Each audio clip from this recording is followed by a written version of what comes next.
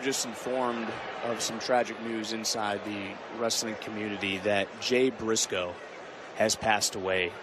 We want to take this moment to send our condolences to his friends and his family.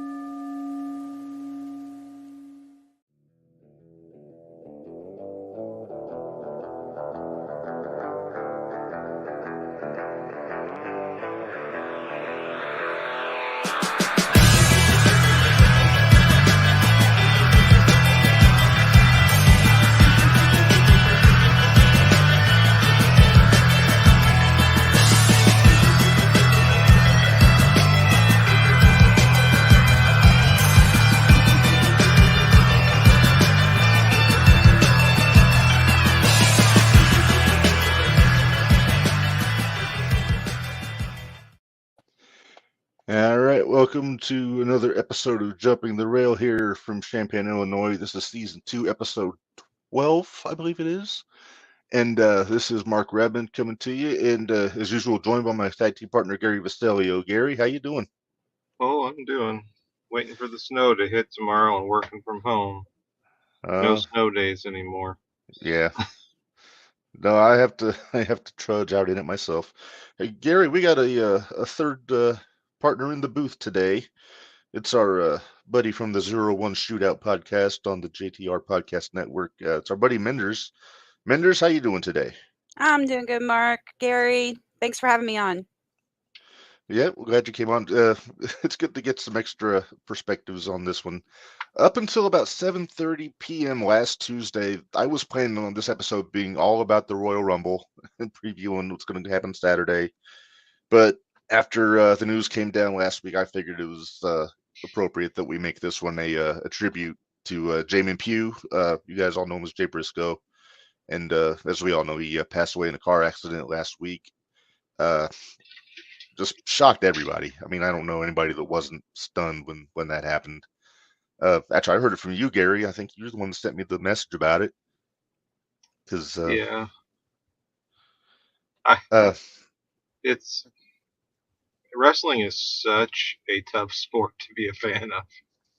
Like, I remember vividly. I was a working adult.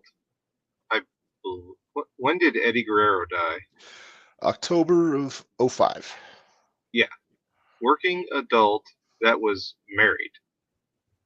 And when I found out, like, Eddie died, because we weren't exactly, like, I think I saw it, somebody messaged me or something, like, I cried like a little baby. Like, he was probably still my favorite wrestler of all time. I had grown up with him and watched him, and he was still just killing it and turning his life around. And I remember, like, I cried on the way home, and then that Raw that night was just, like, I cried all the way through it. And it was one of the things I lost on one of my many, like, when one of my DVRs just imploded. Oh. But I remember, I couldn't even go back and watch it. Like, I would, every time, it was just awful. And so, like, I feel for, because I like the Briscoes, but not as much as you guys do. But it's just like, it's a hard sport to be a fan of if you fall in love with the wrestler and the character, and because, man, it's so hard on their bodies, and then you have stuff like this. It just comes out of absolutely nowhere. Mm-hmm. It's not his fault. It's somebody else's fault completely. Yeah, it's there was speculation all over the place all week long. Apparently, just like you said, just the driver went across the center line, just caught him head on, and there's no preparing for that. But Yeah. we don't know the name of the other driver who was killed. But of course, good thoughts to their family also. Uh, as of right now, both of Jay's daughters, Gracie and JJ, I believe are the names. Yeah, I apologize if I got it wrong. They're both still, I think they're still in the hospital. Both of them had pretty significant operations last week. Uh, sounds like they're gonna pull through. It's gonna be all right. But it's just so crazy to think about because it's like you said. I mean, we even if you go back to and like I also remember when Eddie died because I was working at Walmart and I got home and I heard about it after the fact and it's one of those things where he was on the road. He was by himself. He wasn't at home. He wasn't with the family or anything. So it was shocking enough when that happened. But at this point, Jay's just at home being dad, and just doing his thing. I think he was driving the girls home from cheerleading or gymnastics, one of those extracurriculars. And yeah, just out of the blue. And car accident, it hits home with me especially. So uh, all of our good thoughts are out to his family. His wife, Ashley, I believe is her name. She's been keeping everybody posted on the girls' situation. Uh, and there was a point made. Bully Ray talked about and busted open. He said that now is the time for everybody to rally around his brother, Mark, because I mean, and not just for the 20 some years they've been a tag team. I mean, these guys are barely a month apart in age. Mark's birthday was last Wednesday. Jay's birthday is tomorrow, and Jay was a year older. So it's just these guys are like everybody that I know thought they were twin brothers. Yeah, I So always thought they were twins, to be honest, because they. but yeah. So hopefully, and the news came down today. Gary, Mark is actually going to work on Dynamite tomorrow, wrestling Jay Lethal, which hats off to Tony Khan for that, making that happen. It shouldn't have taken that long to get either one of them on TV, but that's an issue with Time Warner. But I mean, I think it's kind of like we talked about. Was it last week about, or last time about if the WWE gets sold, and then you have to worry about what that network, and that's yeah, I imagine that's what Tony's dealing I, with oh yeah, is just the network saying, well, these guys have had a kind of checkered, colorful past, and we don't exactly want them on our. And so Tony, I mean, to his credit, he put the titles back on them. And he's like, you know what? I have another promotion, and you may not want right, them on your TV, but I want them on mine. right. I want to, he signed them back to contracts, Hmm. and so like it's. I'm sure he fought for this. I'm sure he went to bat and said, you have to let me Hmm. do this. Yeah, And because not just for for the family. I mean, the majority of AEW fans are Ring of Honor fans from way back, and then probably a good three-quarters of his locker room are Ring of Honor talent at some time or another. So, I mean, I think he did that for a lot of different people to get that done. So, hats off to him for that. Minders, let's bring you in. We're kind of keeping you out. Sorry. Oh Uh, no, that's perfectly fine because you know a lot more of the details than I do. So yeah, I'm trying to keep up on it. There's a lot to digest here. Uh, I want to do something. Well, first off, I'm going to ask you, where were you at home when you got the news about this? I was at home, and I don't even remember who sent me a message, or I just saw it on Facebook, and I went straight to tears. I just started bawling. I'm like, "You're kidding me! This can't be real. You're ribbing me." And it's like, "Why is Tony Khan putting this up? Blah blah blah." And Mm, then the more I did research, I was like, "You seriously?" And just I was a mess. yeah, it was. My wife told me that like I was trying not to show that it was bothering me. But yeah, I've probably sat for at least a half hour just silent, just on the couch.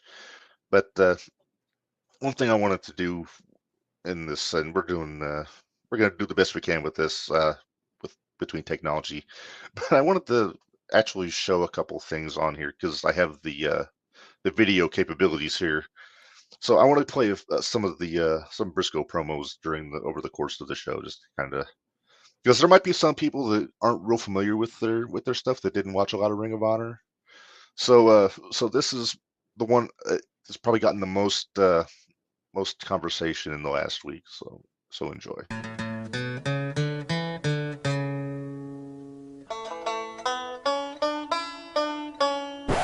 Reach for the sky, boy.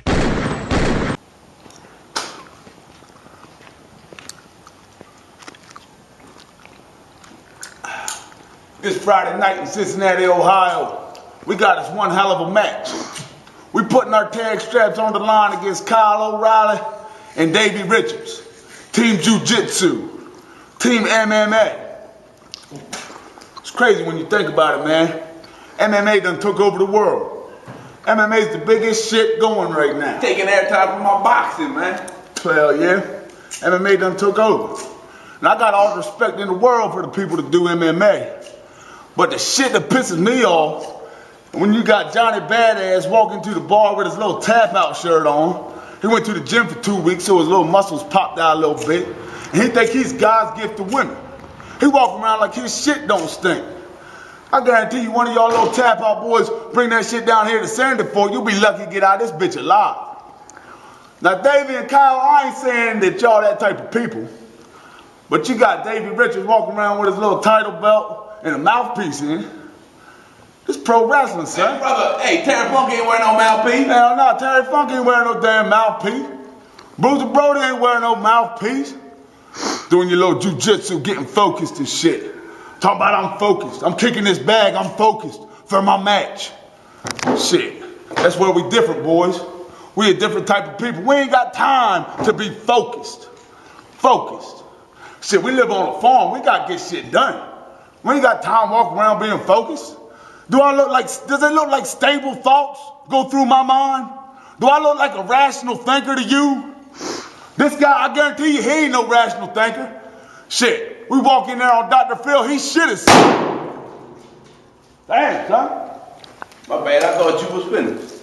Oh, you killed that Jim? Yeah, man. Damn. We ain't talking. Let me unload my boss. I think it's one more. No. Now where was it? Ah, shit, where the hell was it? Last time we got in a fight at the bar with the Tap Out boys. Long story short, they tried to put us in an arm bar and get this shit. They tried to do a UFC move in the damn bar. Long story short, beer mug to the back of the head, and they girlfriends talk about we cheated. See, all I know, they was getting carried out of that bitch, and we was sitting there drinking Yingling, waving bye to them bitches. Hey, man, I thought we was talking about Davey and Kyle. Davey and Kyle, yeah, Davey and Kyle. Hold it for me, Chinny. Davey and Kyle, yes sir. Team Jiu-Jitsu, Team MMA. Big match this Friday. Big match down Cincinnati. Y'all boys get you a few extra little laps in on the treadmill and shit. Do a few more bag kicks or whatever you want to do. I'm gonna sit here, I'm gonna smoke this Brutal Bob. Mark's gonna drink that beer. And this Friday night, we gonna whoop y'all's ass. And there ain't a damn thing y'all gonna do about it.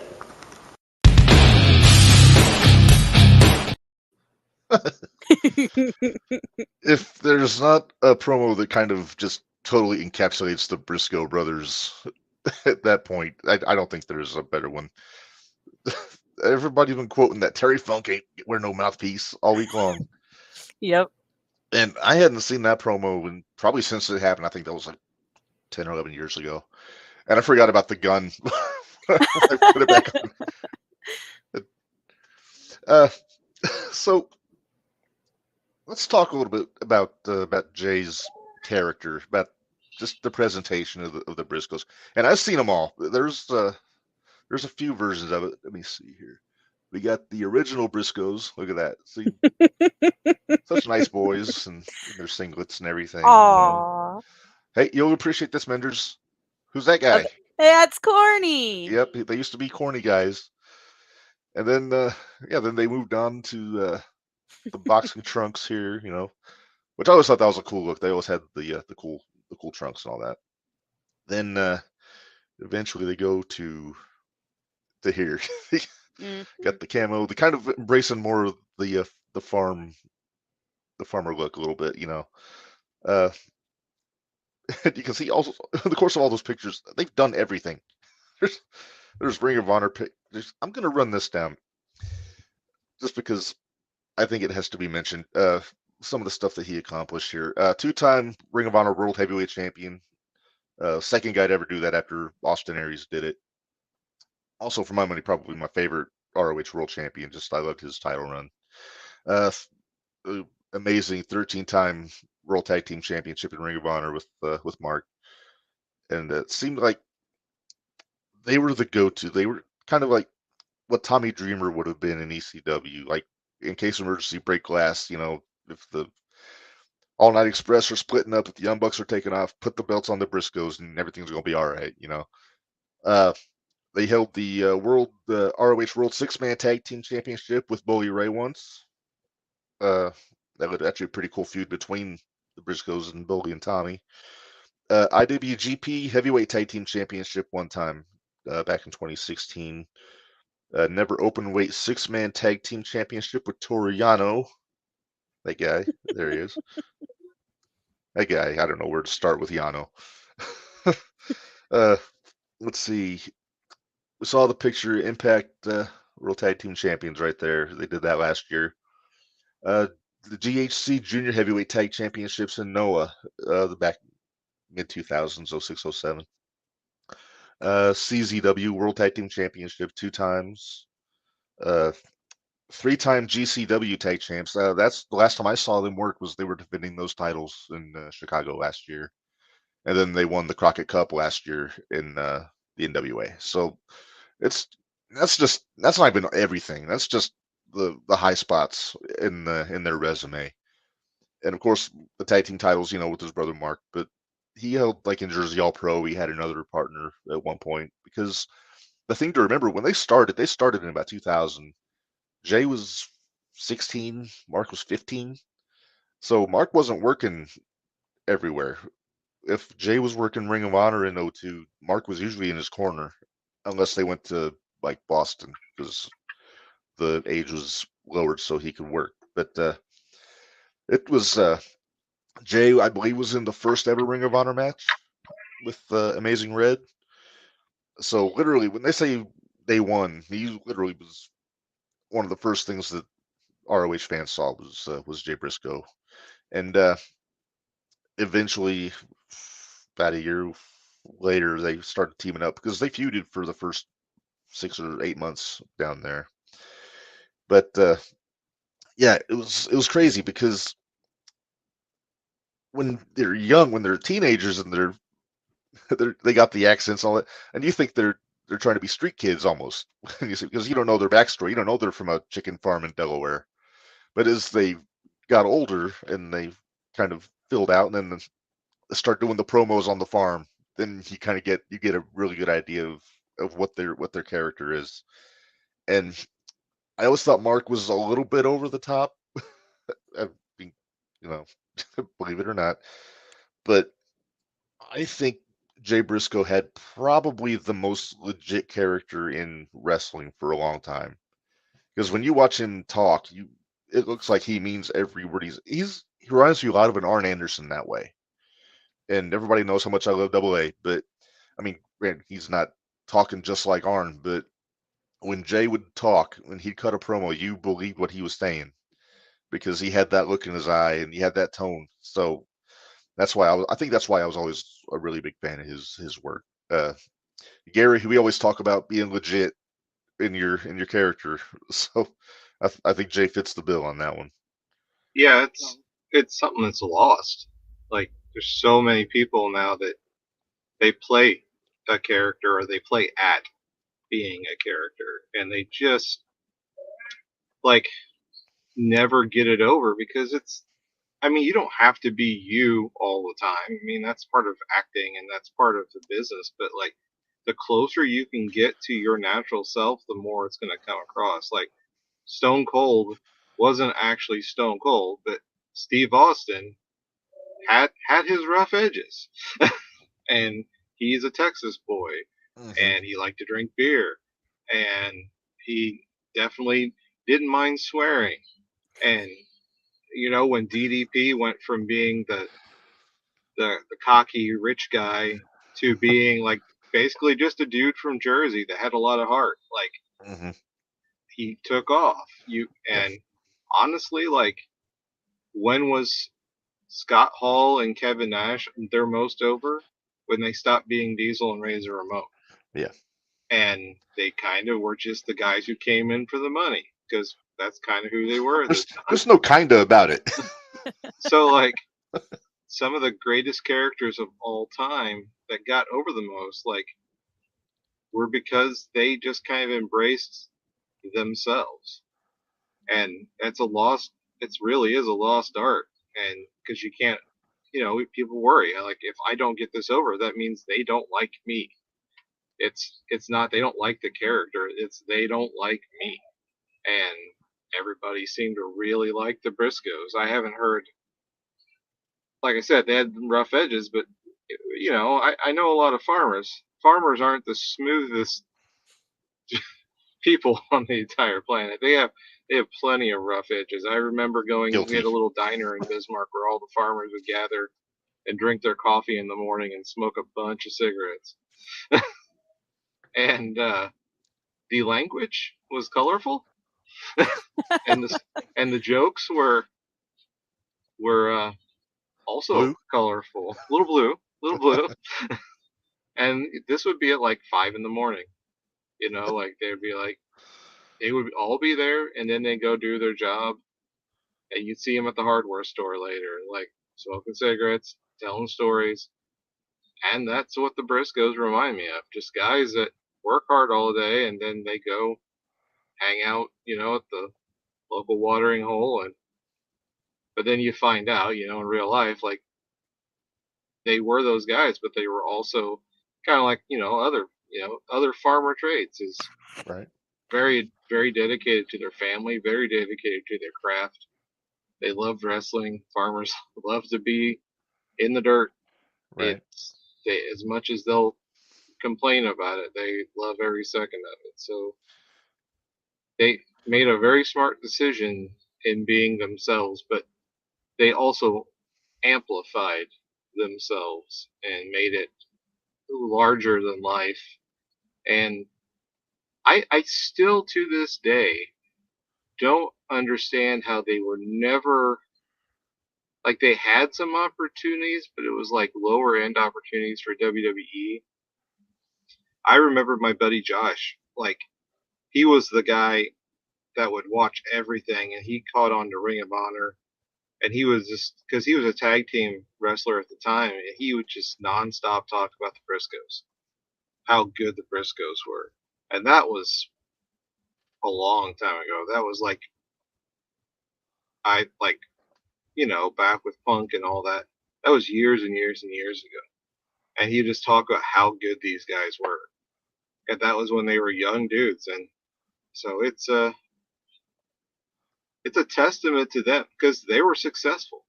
They managed to be successful, basically higher end independent wrestlers.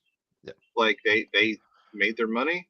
They were able to work all these places, and they never had to leave, because they were just, like you said, they were cornerstones. And so they just didn't worry about it, seemingly. Yeah. And also the thing to remember is they worked on the farm full time for their, like, this is their family farm. So they would be up at 4:35 in the morning, getting the eggs and taking care of the chickens and everything. But I'm waiting for something to process here, because Gary, you are quite the segue artist. I don't know if you know that, if I ever told you that. But I think it's a good time to go to another promo. This kind of goes along with what you were saying, so let's check this out.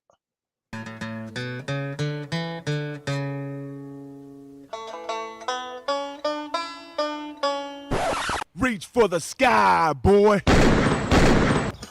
Let me tell y'all why we don't like Charlie Haas and Shelton Benjamin.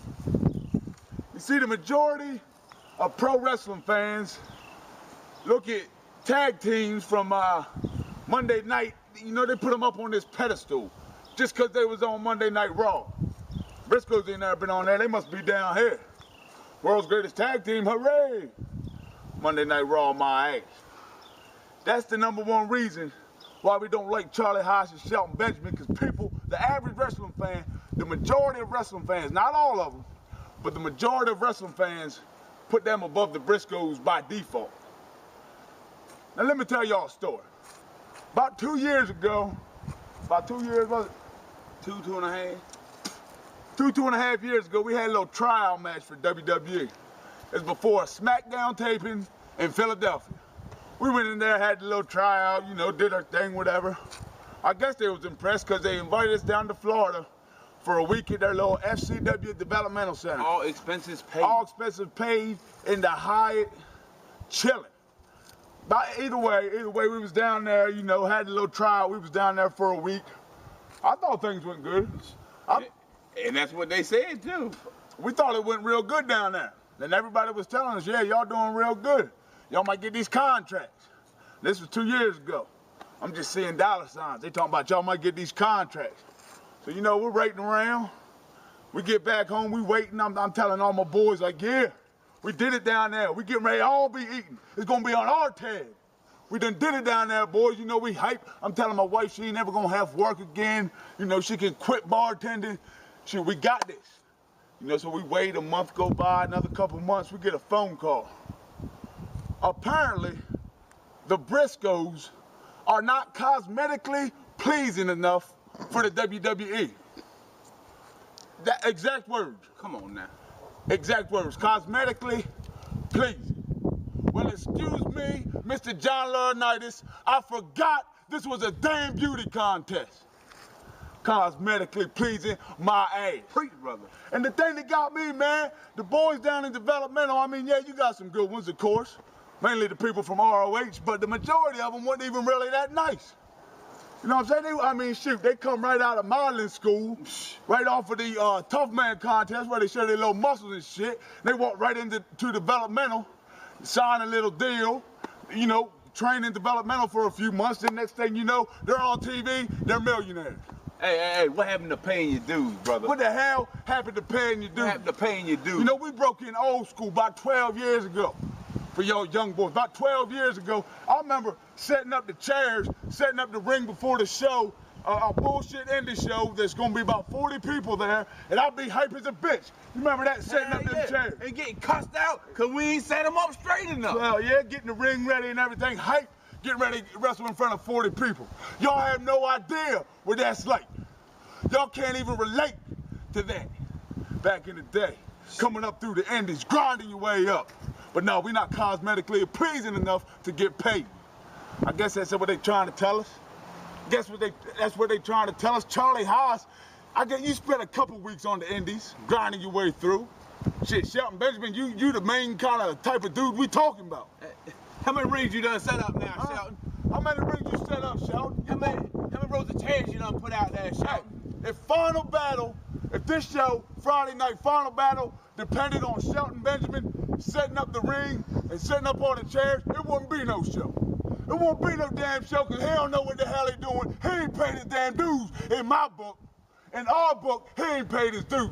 Go Fight Live people be sitting there like, man, I don't know. I don't know. I don't know. They don't know what the hell to do. If Shelton Benjamin, if we depended on that bitch to get this show ready. But see, that's what you do as a pro wrestler. As a pro wrestler, that's what the hell you do. But y'all can't relate to that. Y'all millionaires, man. We get up every single day, go to work, support the kids, support the wife. Every single day, man. We don't get sit down on the beach in Tampa, hold our balls, get a suntan, and then do a little show. Next thing you know, we called up, we millionaires, and they like that for us. We're not cosmetically pleasing enough for that shit. Y'all had no idea, man. Looking at foreclosures and shit. I'm getting ready to get foreclosed on. At least that's what they say, but I'm gonna make it through. Trust me, I'm a grinder, baby. You ain't got to worry about that. You ain't got to worry about though. You ain't got to worry about that though. Big money. You know, you need a little knee surgery. You sprain your pinky finger or something. That's on Vinnie Mac to have. Yeah, Vinny All covered right. that. Shoot, I'm still paying off my bills from Detroit. Look it up. Yeah, Detroit. WrestleMania weekend, a few years back. Look that up. Look that up. I'm paying that for the rest of my life. Hey, but that's all right. Hey, back to the topic, though. Shelton Benjamin, you got an easy ride, boy. In our eyes, that's why your ribs taped up. Charlie Haas, you ain't much better either. That's why your ribs taped up, Shelton Benjamin, on some David Otunga shit. Jennifer Hudson, my ass. You look better when you was fat, bitch. Shit. But back to the topic. This Friday night, you can look at it however you want to. You can look at it as WWE versus ROH. You can look at it as sports entertainment versus pro wrestling. You can look at it as complacent, satisfied rich people versus hungry, still coming at your ass, poor people that don't give a shit because we still coming. They ain't got nothing to lose. Bottom line is, it's the world's greatest tag team versus them boys.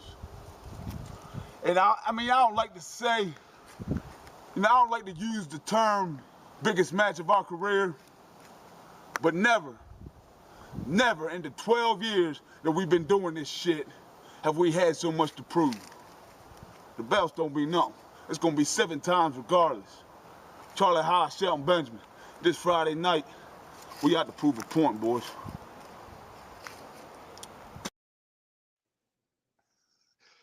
Yes. That's why I love them. They were so raw. They were so real. That was just part of the reason I love the Briscoes. Yeah. Although I'm glad Vinnie Mac never got a hold of them. Yeah, he would have ruined them. Yeah, he would have. He would have. Triple H would have had a better shot at making it work.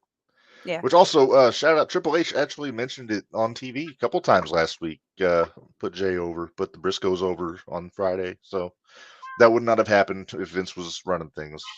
If it doesn't happen in WWE, it doesn't happen in Vince's eyes. But this isn't. That's neither here nor there. I didn't see the match. Well, I wasn't at the match that they were plugging on that show. But I did see the Briscoes and Haas and Benjamin have a match about a year before that, and this marvelous, just outstanding. And yeah, it's about how it went. Haas and Benjamin were the polished wrestlers, and then the Briscoes just came in swinging, So It is pretty funny though, because I remember also back in my misspent wrestling youth, like I could never get a tape of them, but all I heard about on the indie scene for years was Russ and Charlie Haas. yeah, And I never saw Russ. And I remember they got to FCW, right, or something like that, and then Russ passed away. OVW and Russ passed. Yeah. Mm-hmm. So like, man, like that would have been a dream match because Briscoes versus the Haas's. From what I don't know if I've ever seen a Haas Brothers match.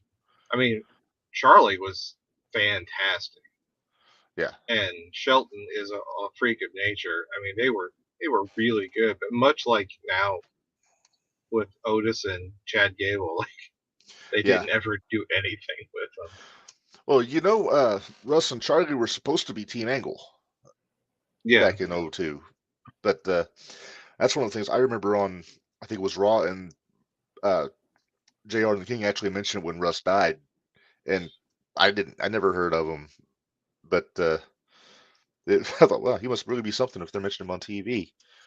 And then I remember when Charlie debuted with Shelton, and that's when it kind of started to make sense. But yeah, that was one that would have been awesome to see if Russ would have made it. I'm seeing some on YouTube. Here's one you'll appreciate, Gary. The Haas Brothers versus Lash LaRue and Kaz Hayashi from HWA. So Lash and Kaz. And so yeah, there's some stuff with Russ and Charlie on there. But yeah, there was. I think and I don't know how much Ring of Honor you watched, Gary, back in the day, like the first 10, 15 years, they always had a completely stacked tag team division there. The Briscoes were obviously the highlight, but then you've got your Second City Saints, you got your Havana Pit Bulls, uh, Generation Next when it was Strong and Aries, Kings of Wrestling. They had every major tag team that wasn't signed to a contract made it to Ring of Honor at one point or another, and they all, if and that was the thing, if they wanted to get tested, they got put in the ring with the Briscoes, and 9 times out of 10, the Briscoes would take it. But the one that sticks out the most is Kevin Steen, when Steen and El Generico showed up in well, they showed up in like 05, but they signed with Ring of Honor in 07, and they had probably a good 5 or 6 month feud between the two of them, with the two teams, and that was the thing that Mark mentioned in that promo when he talked about Detroit. That was during that feud. He suffered a concussion. He took a bump out onto the concrete. I think it wound up putting him in I don't know if it put him in a coma for a couple days, but it really messed him up. And yeah, and he said that promo was from like 5 years later, and yeah, he said he was still paying that shit off. So yeah, then that progressed, and then of course then Steen and Generico have the ladder war with the Briscoes in October, and and Kevin Owens, for the few that don't know, he credited the Briscoes with really getting him over in Ring of Honor, like from the get go.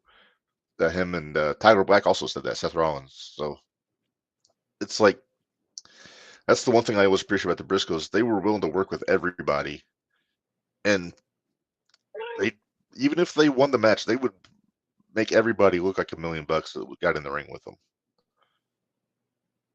You know, it's another art form that's missing from wrestling now. Is just everybody's so worried about getting their stuff in Mm-hmm. that they stopped worrying about making their opponent look good. Like, that was usually the main part of working with somebody on top.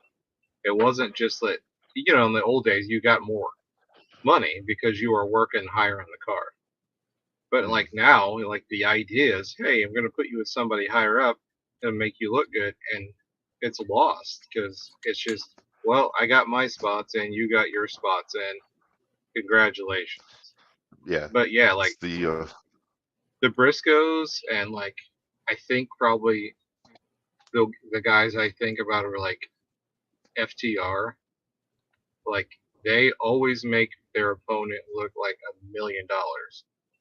Like that segment they did with years ago with the old dudes from DX, where they just fed and bumped. That made DX look like they could actually still do something. Or the NWO. I don't remember what it was. Yeah, NWO. Yeah, it was the Click. It was the Click. Yeah, it's all the same thing. Yeah, all the same dudes. But like, yeah, they just fed and bumped, made those guys look like $1 million. They could have went out there and sliced bumps. They could have went out there and done the old Shawn Michaels versus Hogan, you know, over exaggerated bumps. But they didn't. And so classic. like, I missed that YouTube video. It's another testament to the Briscoes and Jay, you know, just going out and doing your job, making other people look good, not trying to cut people's legs out from underneath them. Because yeah, I read the post that Owens wrote, and how he credited Jay and Mark with basically creating his career, because they could have cut their legs out first night, but instead they just said, hey, let's go out best match on the card. I mean, it's sad on so many levels, because you had these guys that everybody respected that were still doing it at a high level, that could still pass on the art form that is wrestling. And now you don't. I mean, you'll have Mark will stick around, but it will never be It won't be the same same Yeah. thing. And tag team wrestling is just a hard thing to keep people motivated to do because it's such an individual sport. You want Yeah. to go out and shine. Like you got guys like FTR, you got guys like the Briscoes, you got a few other teams like New Day and stuff that Yeah. aren't interested in not being a team. They I'd want to throw be the a team. machine guns in there too. Yeah, Yeah. they keep getting back together. Yeah. And like Anderson and Gallows, like those guys will still do business. And so it's a dying art. Tag team wrestling is some good tag team wrestling is some of my favorite wrestling of all time. Oh yeah. Everybody And knows me. Knows I love tag team wrestling. so it's just sad on so many levels. Yeah. So you mentioned art. Gary, did you know that Jay Briscoe was a poet? I did not. I feel compelled to. We got another promo for you. This is them talking about the Young Bucks. So this should be interesting. The Cucamonga Kids, as Menders likes to call them. I do. I call them the Cucamonga Kids. The Young Fucks, as Corny The calls Young them. Fucks, as Courtney calls them. All right. All right. So here we go.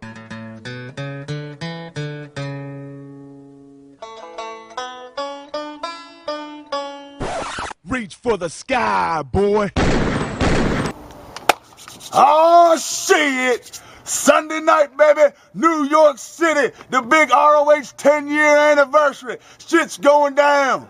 10 years, baby. Man, it's crazy when you think about it. It's been 10 years already. Seems like just yesterday I was wrestling Amazing Red. But you know how the old saying goes. Time flies when you whooping ass. Them boys been whooping ass for 10 years now. We can sit here and tell you how we've been whooping ass for 10 years. Like Samoa Joe ass, CM Punk ass, Bryan Daniel ass, Chris Daniel ass, Homicide ass, another such ass is Brian Kendrick, Evan Bourne, Mitch Franklin, Paul London, AJ Styles. But we don't got time for that right now. Ain't no time for all that. Ain't no time to sit back and reminisce. We'll do that shit when we old and retired. Ain't no time to be reminiscing, because in case y'all can't tell, the Briscoes is on a warpath right now. And we mowing down anybody that get in the way. And it just so happens that the Young Bucks, y'all boys right in the line of fire. But when I see the Young Bucks, man, I can't help but think, y'all look like two little girls, man. Y'all look like two pretty little girls. And when I see two pretty little girls, being the gentleman that I am, I write them a poem. So here's to y'all, Young Bucks. Roses is red, violets is blue. The Young Bucks got long pretty hair like a girl do. So Sunday in New York, we're gonna have to make them our bitches. And y'all probably gonna go back to California with stitches. Now if y'all can't be in New York to watch us make them girls scream and holler, you can order that sumbitch on pay-per-view. It's only $10. GoFightLive.tv, baby. Big 10-year anniversary. You don't want to miss this shit. I promise you. That was beautiful.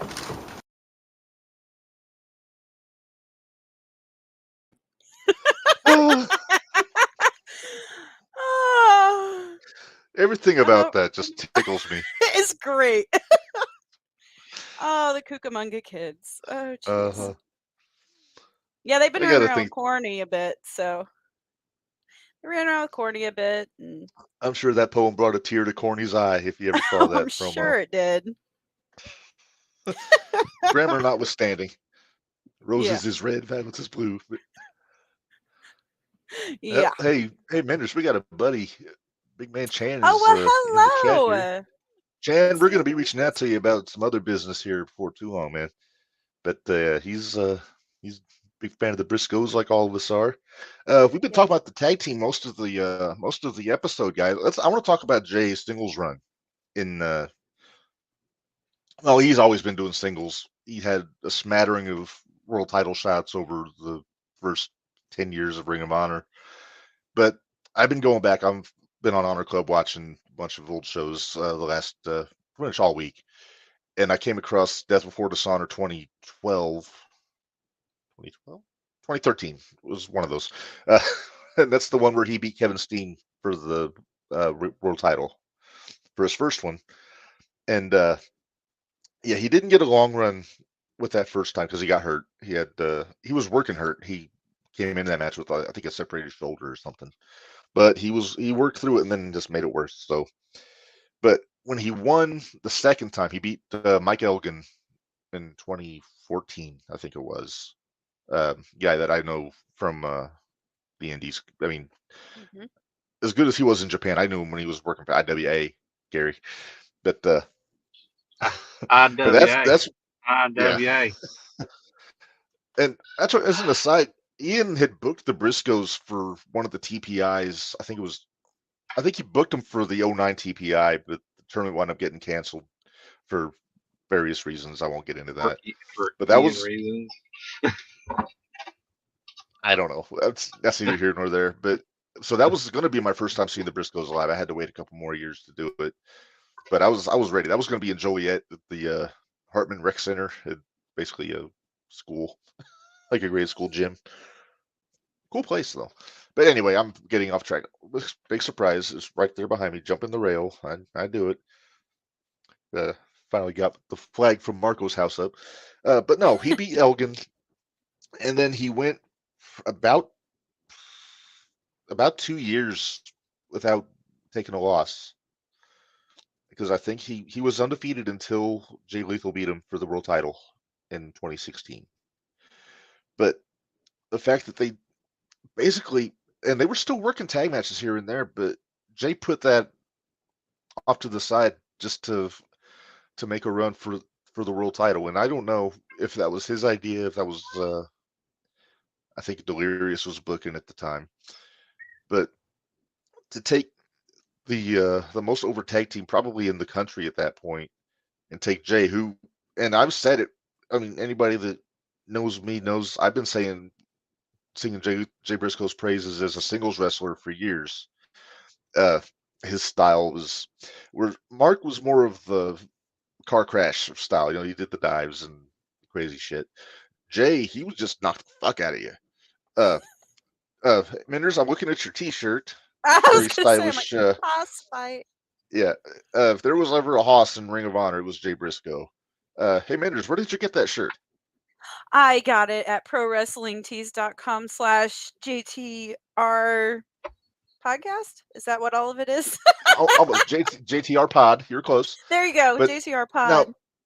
yeah, now I didn't ask that to shamelessly shill our own products because that would be That's all right. off color. And but all right. I did say it for a reason because ProWrestlingTees.com, they are selling a T-shirt, and here's the picture of it. Jay Briscoe tribute, Reach for the Sky, and if you go do that, all the proceeds from this shirt will go to his family to support them. I've already ordered mine yesterday.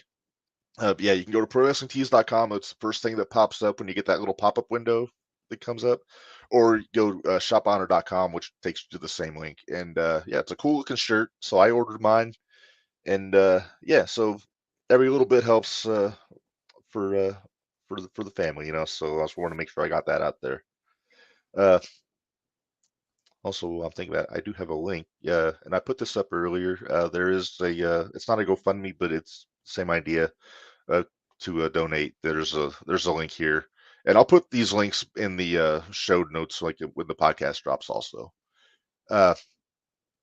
on the same subject, I think Tony Khan actually said he's gonna take care of the family. Also, I think he's gonna cover, and I'm not trying to assume or anything. But I think he said he's gonna help out with the medical expenses, all that kind of stuff. So kudos to him. But let's get back to happier business, which is Jay's run. Did you ever see the match with Jay Lethal, Gary? No. Oh man, it's good. That's actually, I've been posting like random matches all day long on the Jumping the Rail Facebook page. That one is going to be going up right after we go off the air when I get a chance to get back into it. But it was probably a good 35-minute match if I just thinking off the top of my head. And it was, nobody had really given Jay Lethal shake as a main eventer, as a world champion. He was the TV champion, but that's the match that really made him a star in my book. And I was always a fan of Jay Lethal, but same deal. Jay Briscoe put him over. Uh, it's not hard to get a great match out of Jay Lethal. It's not hard to get a great match out of Jay Briscoe, but just those two guys together was just magic. And I'm gonna have to go back. I'm gonna watch that match again later on today. But it kind of You're talking about that. Sorry, I don't mean to interrupt. no. Go ahead. And I know we're talking about Jay, but I actually went back and saw some of the promos with Adam Cole when all that was going on. When Adam Oh Cole yeah. attacked Papa Briscoe. Oh, Papa So Briscoe. I could go yeah, on about Papa Briscoe. love Papa Briscoe. I still remember when Chris Hero knocked the crap out of him. hmm That actually led to one of the more entertaining matches that I remember. It was Final Battle 2010. It was the Kings of Wrestling, Claudio and Hero, with Shane Hagedorn in a 6-man tag team match against the Briscoes and Papa Mike Briscoe. Yep. And it was ridiculous. Dad kind of had a lip lock with Sarah Del Rey on the outside, much to Dave Prazak's horror. And the finish was a double doomsday device. Dad came off the top rope. You know, Corny actually he did on his the last drive-through. Have you had a chance to listen to it yet, Mark? I haven't had a chance. It's in my queue. I just didn't had time to listen to it yet. Yeah, you should. The first hour of that is dedicated to Jay. And some of the stories he tells, I think it was even that match that he was talking about, the triple tag team, that they even tried to pay Papa and Papa wouldn't take it. He's like, nah, I'm good. I'm just like, okay. But yeah, Just helping out the boys. Cornette had a lot to say about Jay. A lot of good things to say about Jay. Yeah, I know Corny was very fond of the Briscoes. I mean, Yeah, he was. shit, he doesn't just manage everybody, and he managed the Briscoes early on. There was a story Tommy Dreamer told on Busted Open when he brought the Briscoes into House of Hardcore. And they didn't work a match. They just came in. They jumped him and Bully Ray like after a match or something, just real short, real running. And he said he tried to pay him, and they said no. They said no. Yeah. It's all. So it's kind of that farm mentality. It's like, we didn't do anything. Yeah. He said that's literally what they told us. Like, we didn't do anything. Yeah. So, but yeah, these guys are the epitome of just blue collar. And I'm a farm boy. I'm not to that degree. I didn't grow up on a working farm. It was a hay farm, but I mean, we had chickens, but we didn't have thousands of chickens like the Briscoes do. That's still one of my favorite matches, though, too, was Mark and Jay. When they did the chicken Fight on the Farm? Yes. Oh, yeah. That's not such a good match. On the Facebook page. Yeah, those two, that's some of my favorite matches were the ones where they wrestled each other. Well, you know what they say, when you wrestle your best friend, there's nobody you're going to hit harder. That's true. And for them to be brothers, yeah, there's definitely nobody you're going to hit harder than you're going to hit your brother. Yeah, because you know that you're going to get a receipt if you. Exactly. Oh, shoot. But yeah, they had a few doozies like that. They had Mark's first Ring of Honor match was against Jay back in 2002, and Mark beat him in Boston. And then they had a match. They wrestled several times in Ring of Honor. They had a match after they lost the tag titles. They had the man up. So they had the man up match. It was them one-on-one. It went to like a draw because they just knocked the crap out of each other and like knocked each other out. And then when Jay was world champion, Mark got a title shot. And it was interesting. Jay won, but neither one of them was in really good shape. Well, like even with that fight at the farm, at the end of it, isn't it? At the end of it, Papa goes, "Okay, did y'all get that out of your system now? Can we move on?" Yeah. There's another promo I'm gonna bring up while I'm thinking about it, but we'll keep talking here. There were some matchups that Jay had when he was world champion that you wouldn't think would have worked like to the level that they did. I mean, it wasn't for lack of skill by anybody, but like him with Adam Cole seemed like an odd pairing. you know, Jay is a very rough guy. You know, works very stiff. Adam Cole's not. He's a lot more technical, a lot smoother. And they had a heck of a feud. It was around the time that Jay had that when Adam was the world champion, but then Jay was carrying around the camo belt. I don't know if you remember that one or not. But and then yeah, they just have ladder matches, street fights, all kinds of stuff, and it was really good. And hang on, let me get this over here. I apologize. So, for anybody that's just joining us, welcome. I'm going to put it out if you guys are listening. If you've got a favorite Briscoes match, put it in the comments. I want to hear from you guys. So I will. This is a promo, Gary, that came out is when they were working heel, and I forget who they. I think they were working the Bucks, but it's Papa Briscoe at his finest here. Let me get this to pop up I love Papa because Briscoe. the Papa he wouldn't take any shit from those boys. Nope. Come on, keep processing. Here we go. All right, so here it is.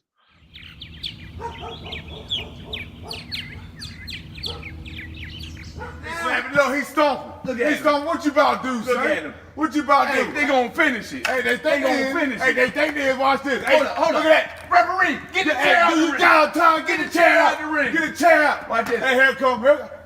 There it is. Look at him holding his nuts. Hey, Hold your watch nuts, this, boy. watch this. Slip it. Slipping. Yes, sir. That's it. Time Hold to your sleep. nuts. Give me that tag, baby. Time Legal to man. sleep. Legal man. Time to go sleep. Hey, You go sleep. That's it. On Hey. his head, baby. Boom. You ice your neck and your nuts. Ice your neck and your nuts, boy. 1, 2, 3. And still, baby. Go put ice on your nuts and your neck, young boy. Too easy, baby. Too easy. That's what I'm talking Talk about, baby. Yes, Yes, sir. Ho.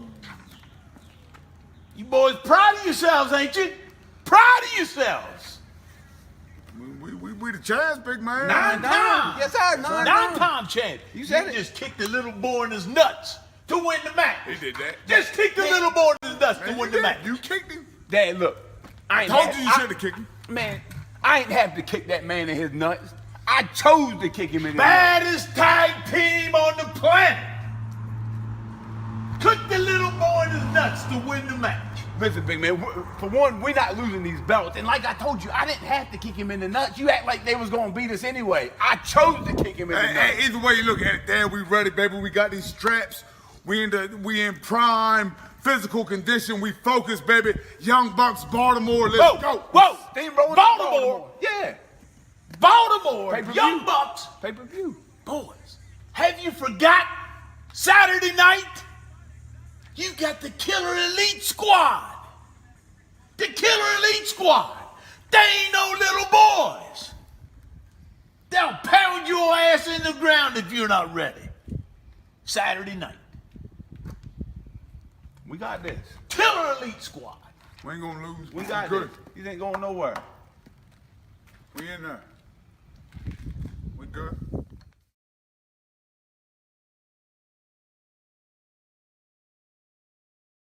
I love how their demeanor changes from when they think it's just the two of them, and then Papa comes in. Hi, Dad. I liked when Jay tried to throw Mark under the bus. Like he kicked him. He did it. But yeah, any good country boy knows that Daddy's going to hold you accountable when you when you act like a dick. A fool. And I was wrong. That wasn't the Young Bucks. That was actually the Tempura Boys, who wound up being Sho and Yo in New Japan when they were over on excursion. So I was wrong about that. But yes, Papa Briscoe never trained a day in his life to be in the wrestling business, but he's a natural. Yes. Just he he's a is. natural promo, and he's had a few matches. I forget who all he's wrestled, but usually if they're a team of somebody who has a manager who's a pain in the ass, they bring Dad in. And I'm good. The wife says headset sounds good. That makes me feel good that I made a sound investment here. I told you. Yeah, you told me.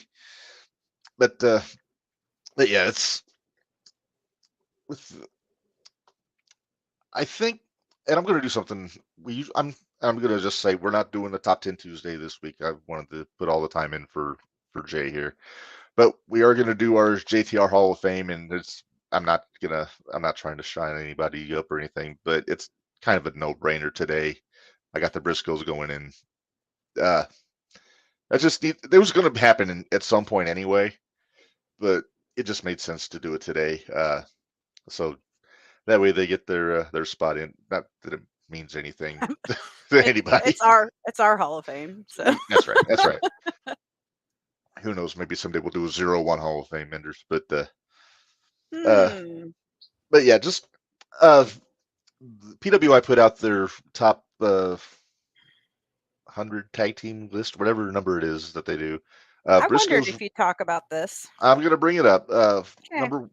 Numbers 1, 2, and 3 could probably be interchangeable, if you ask me. Number 1 was Usos. Was one of the Usos. Number 2 was FTR. I didn't know if it was one way or the other. Then number 3 was the Briscoes. There's arguments made for everybody. I said FTR was tag team of the year last year on our year in review episode, but if you look at what the Briscoes did, and I'm just talking about 2022, everywhere they went, they won GCW's tag titles. They won House of Glory, Impact, Ring of Honor. If Time Warner would have gotten off their ass and let them go to AEW, they probably would have won those too. So we can only hope. Yeah, it's but they have the reputation across worldwide. They'll go anywhere. They went, like I said before, they were New Japan champions. They were Noah, the UK, some wherever promotions they went over there, they would usually get the titles over there. So it's just crazy to think that, and this isn't a knock on the writers from PWI, but as far as your average run-of-the-mill wrestling fans go that watch Dynamite, they watch. I'm going to leave AEW fans out of this because they know Ring of Honor, but I'm talking WWE fans that never heard of the Briscoes or maybe heard them in passing, or they always would ask, "Oh, are they related to Jack and Jerry Briscoe?" You always have to say no. Oh, they're human beings. That's about as close. They are the same. They are the same species. They are Homo sapiens. Yeah. But no, it's like they're WWE fans. For the most, the run of the mill guys, not the smart guys like me or you guys. They're kind of in a bubble where they don't know a Briscoe brothers or like the All Night Express when they were around. Jimmy Jacobs, Generation X, all these. So they don't know to give the credit where it's due for the Briscoes for just how good of a team they are, or were. But lists are so. They used to be I remember reading the Pro Wrestling Illustrated and I would read it like it was a book out of the Bible. Yeah. It had the top finishers, it had the top, and then I remember the year. I don't remember who got top wrestler, but I knew that things had changed. It was somebody that was just kind of popular in the WWE, and I was just they're not a good wrestler though. They're just popular, and I was like, oh. And after that, it changed. And it's a different sport, but it's kind of the same thing. I just read ESPN had rated the top 10 third basemen in baseball, and they had Nolan Arenado at number 5. Oh, current? Yeah. How's he not in the top 2? I don't know. Maybe between him and Machado. That's about it. That's the discussion. Maybe. But lists have become so dumb. Yeah. It's just it's all subjective, at least your list. I know you because I know you. You spend way too much time investing in all your lists and your picks. And if you were asked why did you pick this, you would say, well, originally I picked this, but then I changed it to this. You would have every reason. So you're making it sound sad. It's dedication. Make me sound like Dave LaGreca with his It's laminated dogged list. dedication. But yeah, like having we talked about this with our tops of the year. I am so tired of the Usos that they wouldn't even be in my top 5 because I've seen everything they do. I can tell you how that match is going to play out before anything happens. Like, but with FTR, the Briscoes, there's a few other teams that there is still new things to be seen, and they're top of their game. And yeah, it's dumb. Like FTR and the Briscoes should have been. You could have probably said tied 1 and 2, or just said, hey, 1 and 1A almost. 1 and 1A. Yeah, it's just because there may be nobody besides the Briscoes because they proved it. Like they went in and proved it. Like when FTR wrestles somebody, they always look great, but they don't necessarily keep up. But like the Briscoes not only kept up, they pushed them. Yeah, they pushed them to do more, to do better, to figure something new out. And man, like there's hardly anything new under the sun. Those guys pushed each other to the very limits of like tag team wrestling.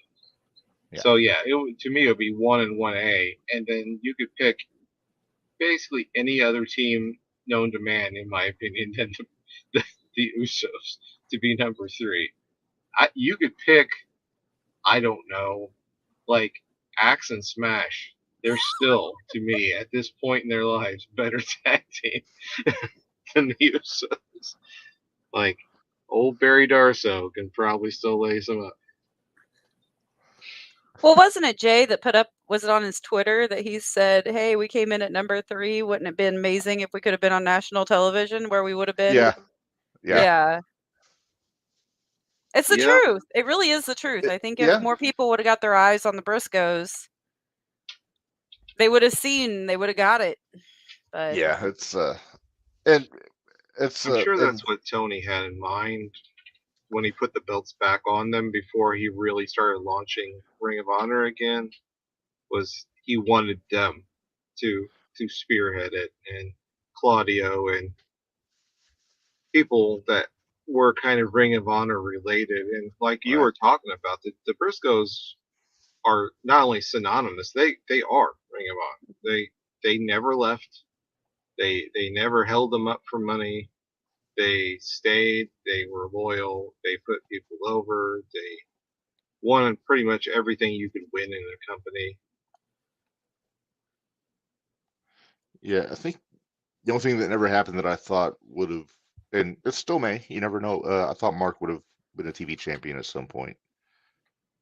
I don't know if I'd put Mark in the world title conversation, really, but for as over as he is, and he's a damn good wrestler, I always put Jay just a little bit above him, like skill-wise, but again, I'm more of a fan of Jay's style than Mark's style. That's just a preference. And we mentioned we were talking about when Jay and Mark wrestled. It is promo time. We got another one. This is the build-up to when Jay was defending against Mark during his first title run.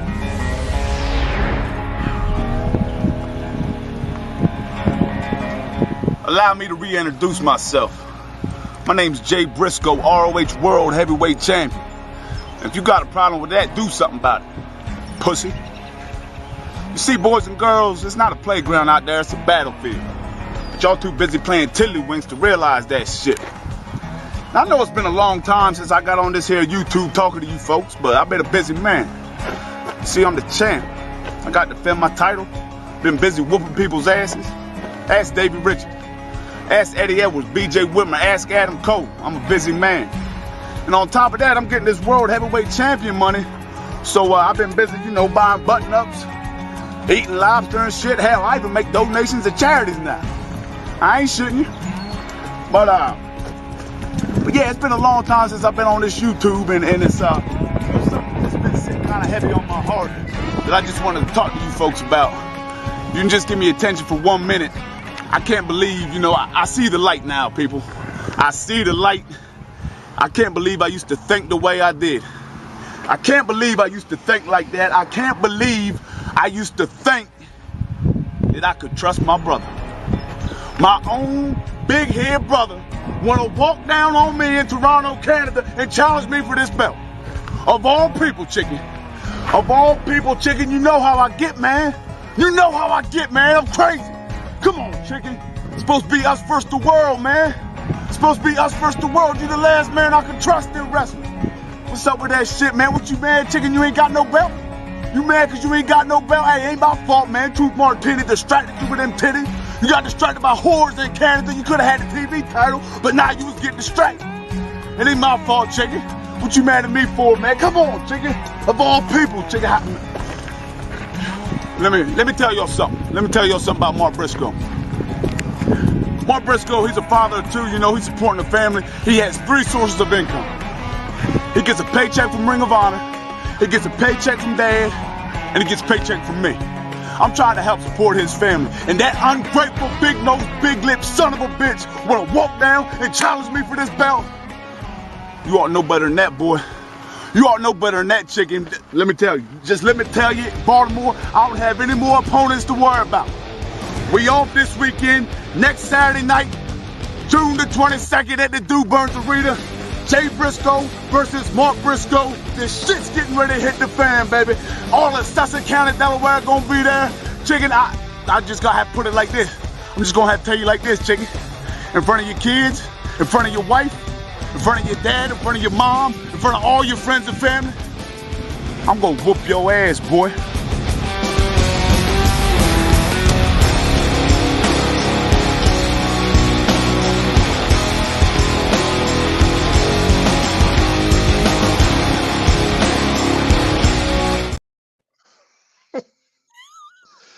So he's not afraid to go hard on his brother there with the insults. Perfect. Oh, there's another video out there of Mark's rebuttal that is epic. It's basically him at the shooting range just firing weapons. And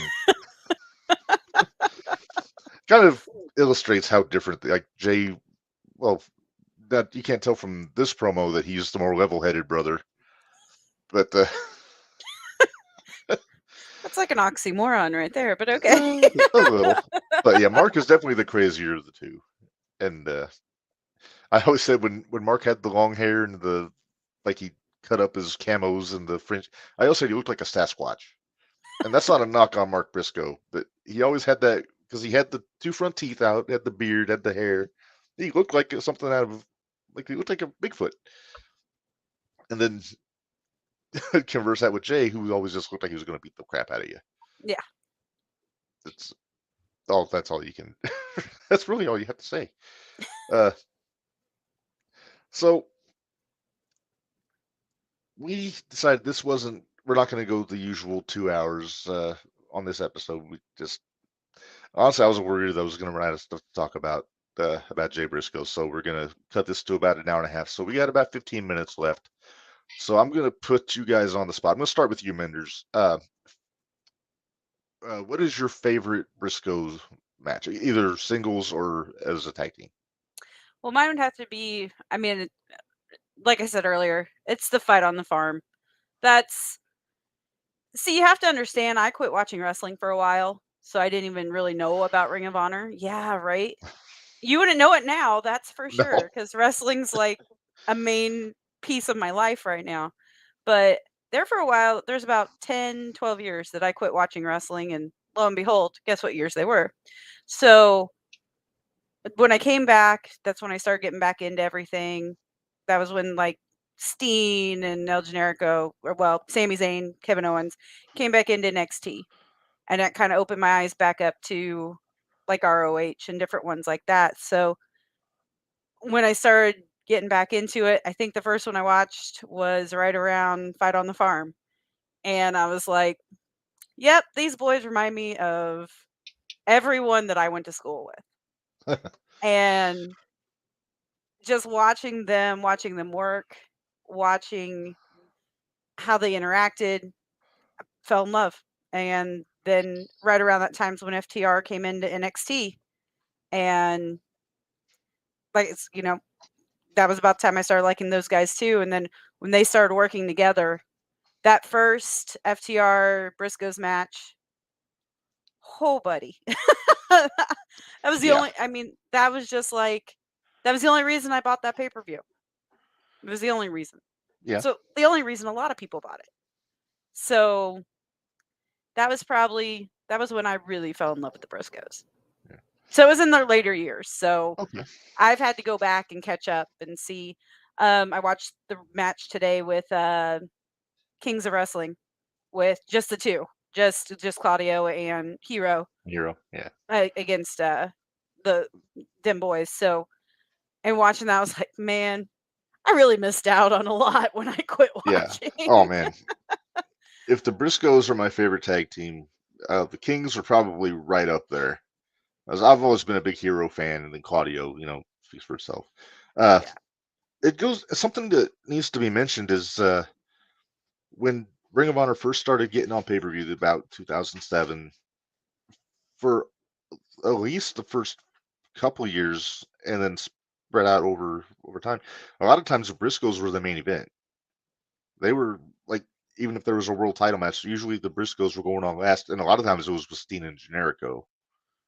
And then when the Age of the Fall happened, then they would get thrown in there.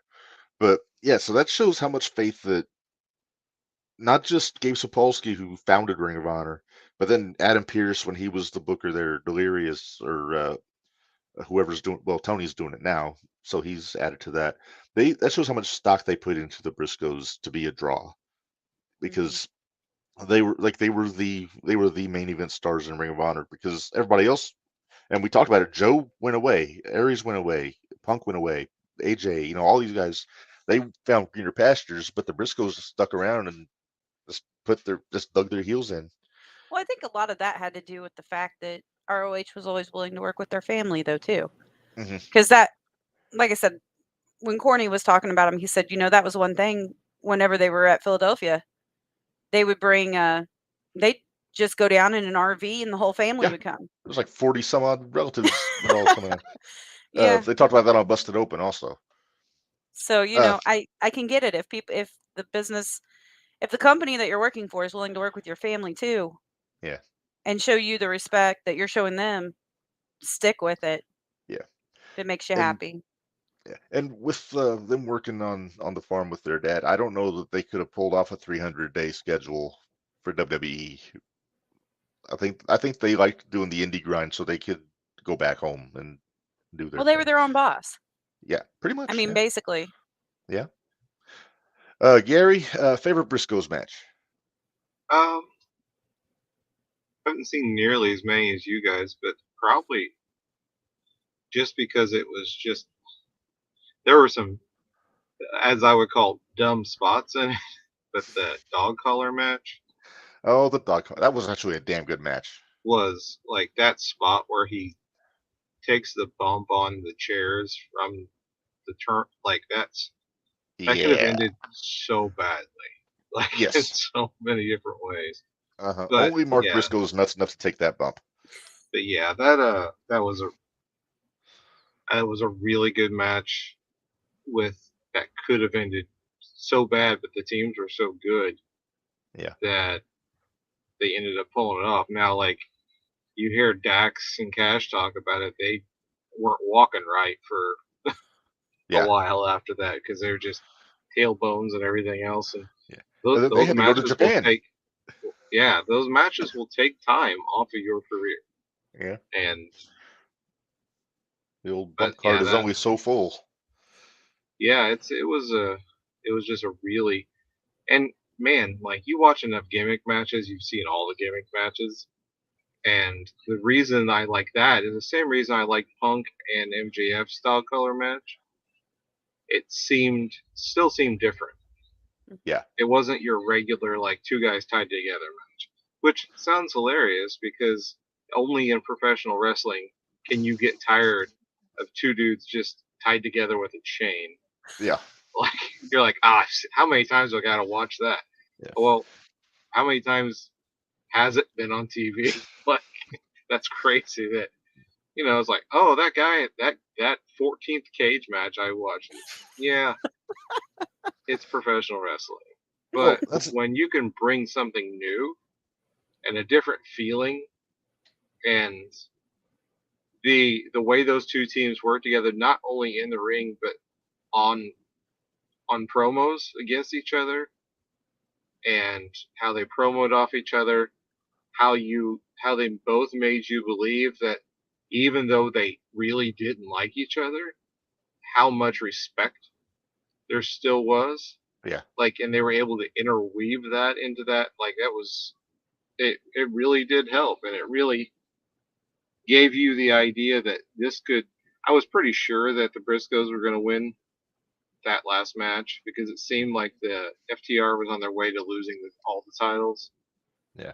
But it still was enough to be like, well, FTR could walk away with this. They could be the guys that Tony wants. But no, Tony is like, no, I build this new division this way, and it gave it everything they had. Yeah. I've been saying all year ever since that first match, I thought the Briscoes and FTR were going to be this generation's Rock and Roll and Midnight. I thought they were going to be going for years, like going forward. So, but the fact And that we got, oh, sorry, go ahead. I was going to say, and I think they would have had catastrophe not struck. Mm-hmm. And that's the thing. Everybody talks about all the trilogies out there. You got Flair and Steamboat, Punk and Joe, all these.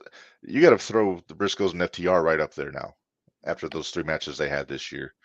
Oh, hang on. We got a visit from our buddy Narge. Yep. He has a comment. Enjoyed all the Briscoe moments in GCW. So did I. Got the headline Hammerstein. Awesome to see them against JDWM and his partner. I believe that was not Tremont. Reed Bentley, Narge. That was his partner in the Rejects in Chicago.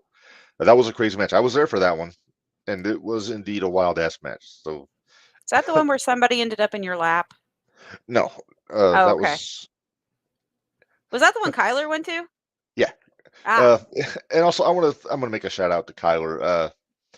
I guess this hit him pretty hard. This Narge told me this is the first wrestler that he really looked up to that has passed away since he's been a fan.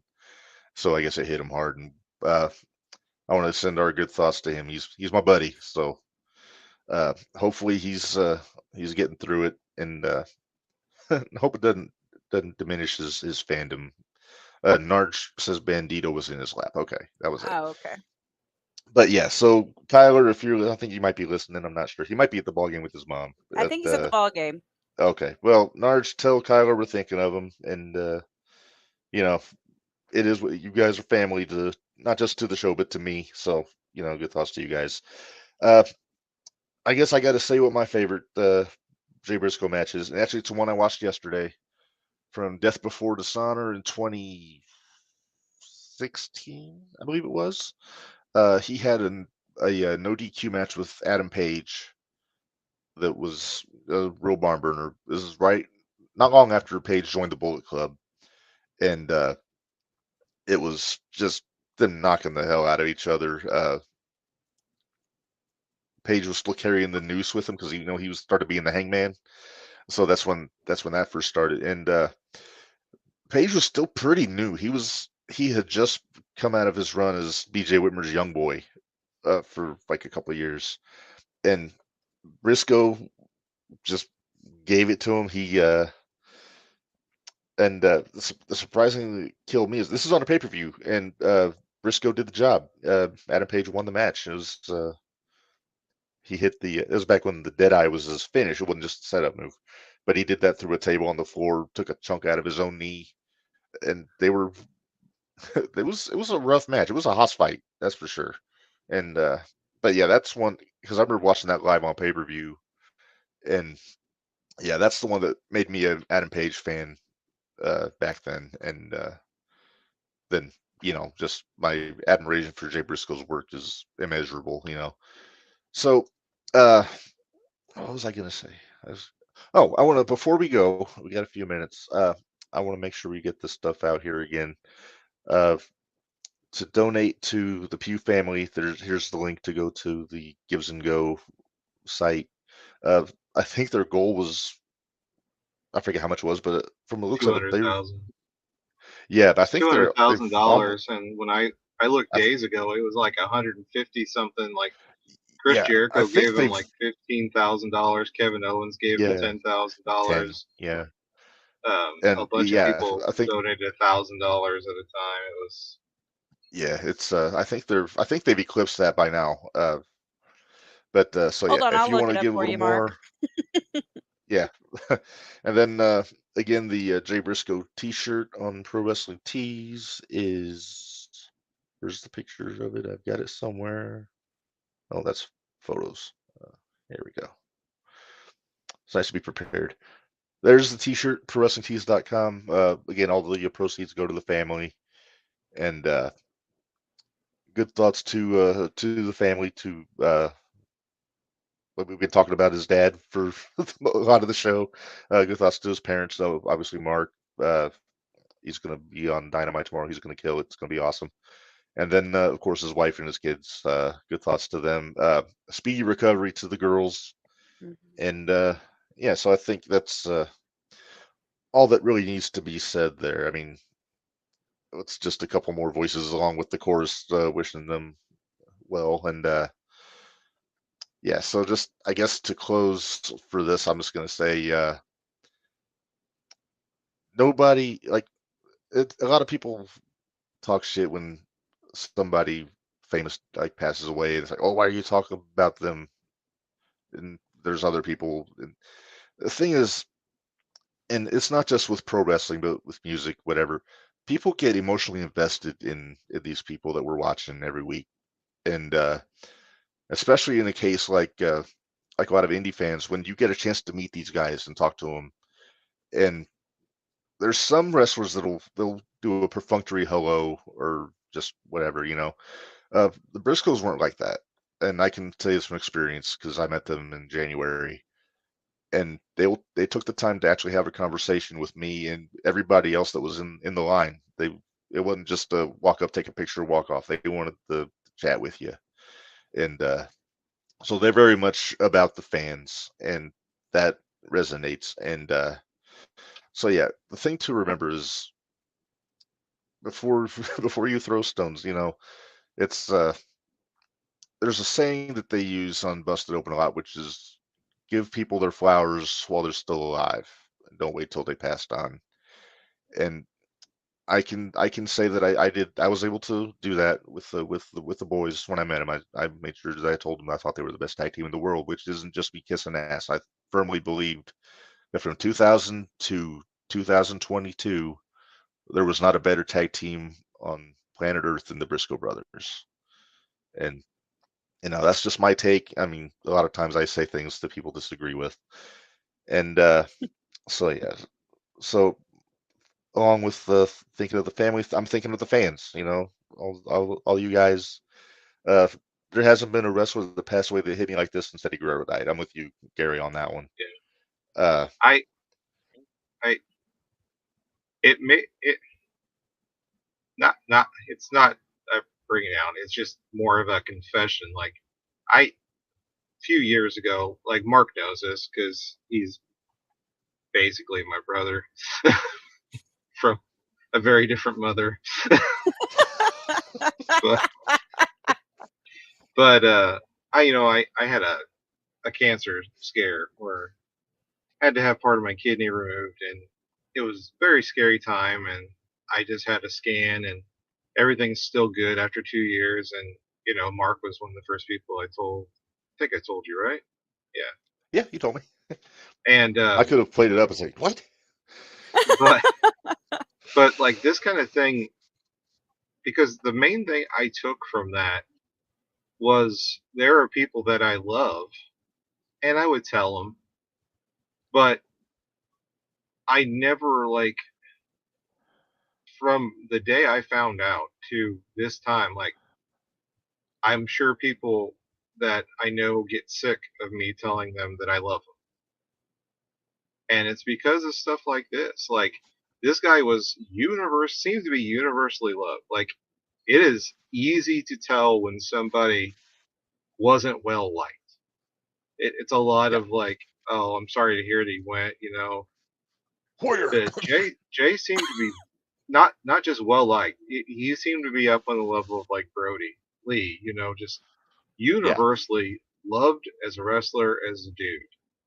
And I think in the end, that is all that really anybody should be able to hope for in life, is when you pass away, and not that there's a hole left, but people rally around your family and they rally around a cause, and they don't just leave them in the lurch. And it seems to be so like, as much as you guys loved him, like, and I didn't get to watch him as much because I didn't get those tapes to trade, because it was back in the dark ages.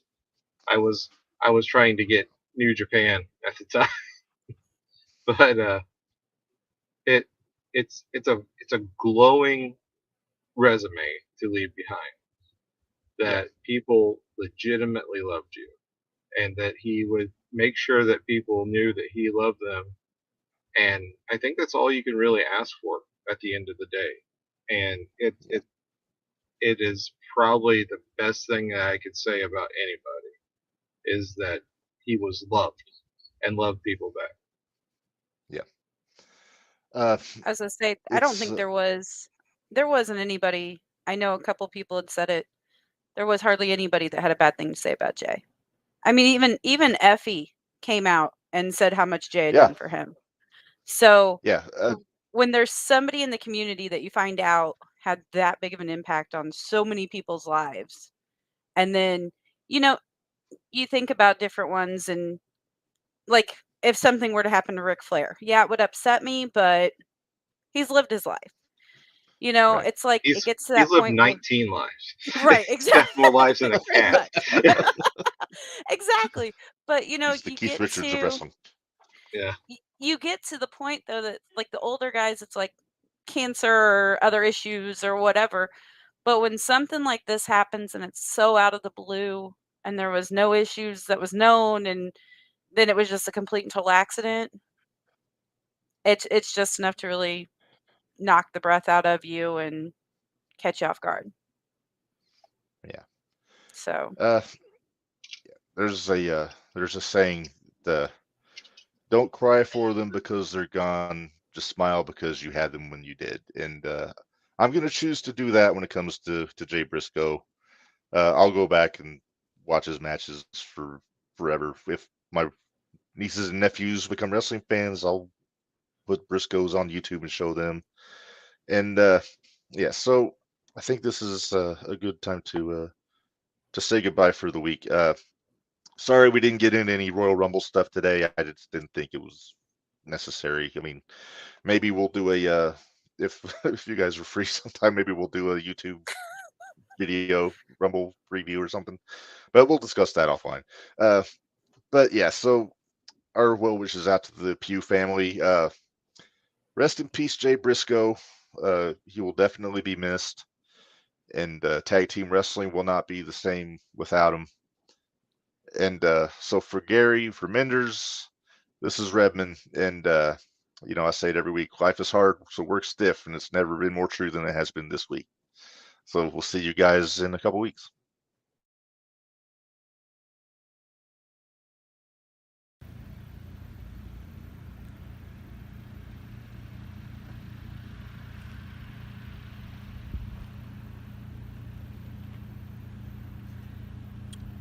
Let me break this down for y'all. It's been 7 years since we've been in a ladder war. Long damn time. I mean, that's cool, whatever. And since then, there's been a lot of great ladder wars. A lot of young men doing some amazing stuff. Incredible feats. Acrobatics and death-defying moments. The matches have been great. They've Been awesome. Great ladder wars. But now it's 2018, final battle, and them boys is back up in this bitch. And let me tell y'all like this. We don't dance. You know what I mean? We don't dance, people. We kill people. All right? We leave them dead. We kill people, man. The key word here is violence. What we do is violent through and through. I watched all these other ladder wars since last time we was in there. I've seen the great feats of acrobatics, the grace and the precision, the technicality, people flying through the air. But hey, forget all that. Forget all that, it's baby. Going down, baby. It's war time. Violent. Taking them to war, that's what we do. They don't even want the Briscoes in this match, man. We leave them dead. We kill them. We leave them dead. We don't give a shit about SCU. We damn sure don't give a shit about the Young Bucks. Y'all boys don't stand a chance. And Friday night, when it's all said and done, final battle, new 10-time tag team champions. When all that's said and done, y'all people ain't gonna be worried about what the Young Bucks gonna do in 2019. Cause they gonna be dead. SCU, they gonna be dead. And we're gonna be standing tall. We're gonna be telling y'all, bring it, motherfuckers. We them boys. 10 times, baby.